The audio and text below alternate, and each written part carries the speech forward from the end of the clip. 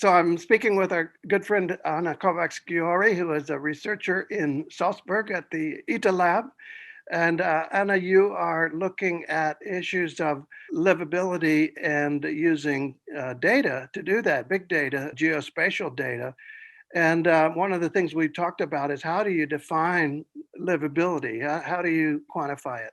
Yeah, so that was my whole PhD was about, to find a way to And I know.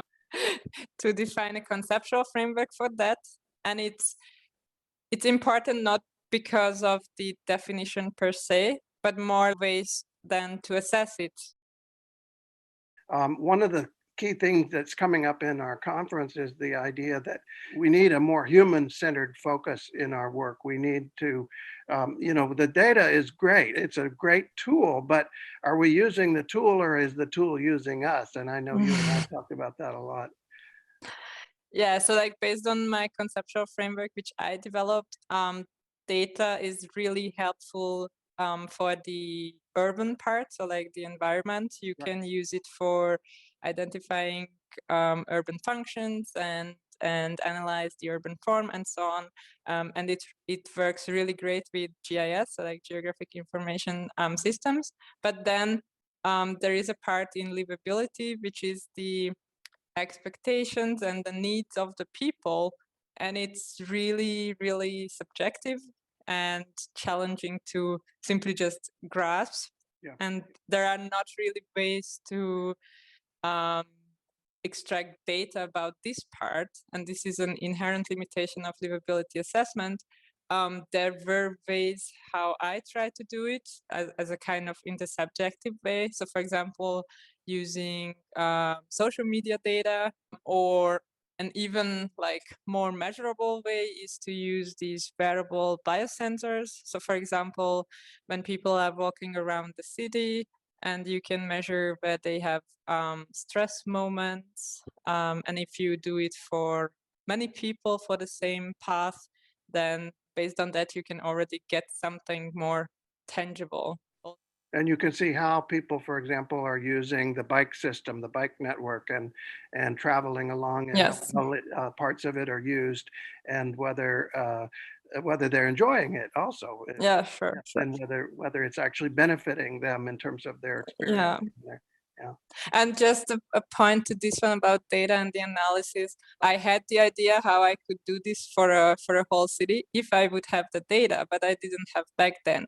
And I just noticed a few days ago that Google actually did what I wanted to Oh, do wow. before, because they have the data, of course.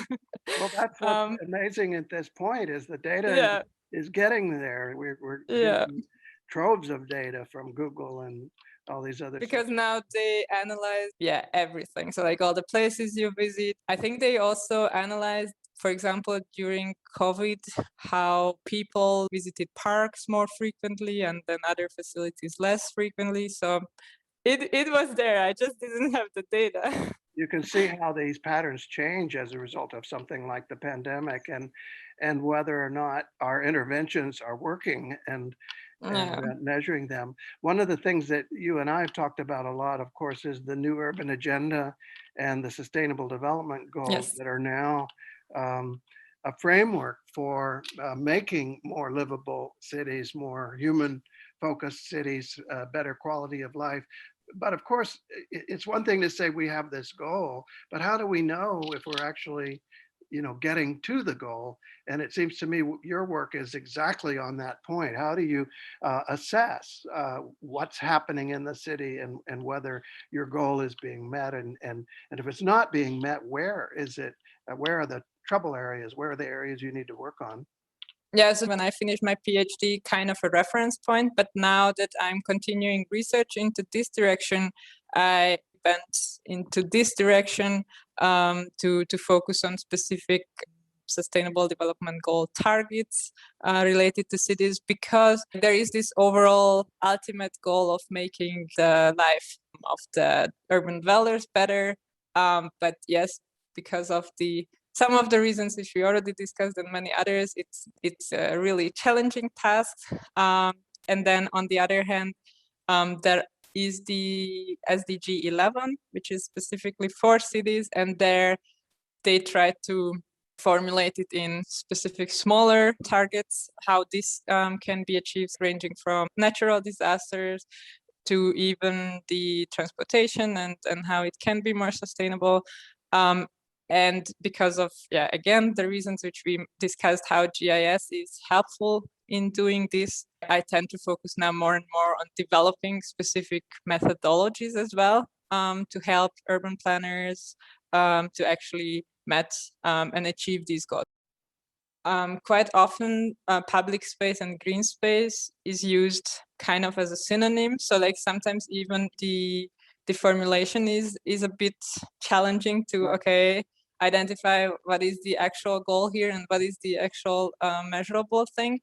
And also the same thing because for the SDGs, there are not just these targets, but also specific indicators already defined. So like, okay, you can measure the progress of a city or of a country based on this.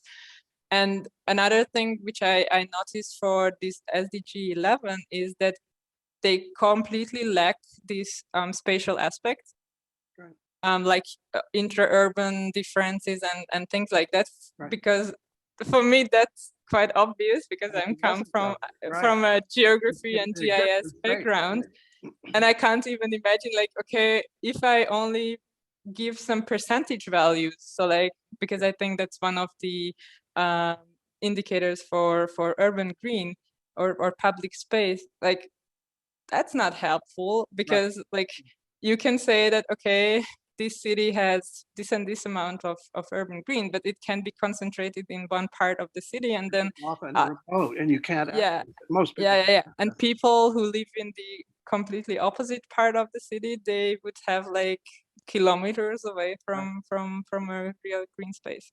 Suzanne was very focused, as you know, on how to quantify livability, not just talk about it in the abstract. And do you have any thoughts of her work and about the IMCL and where we go from here?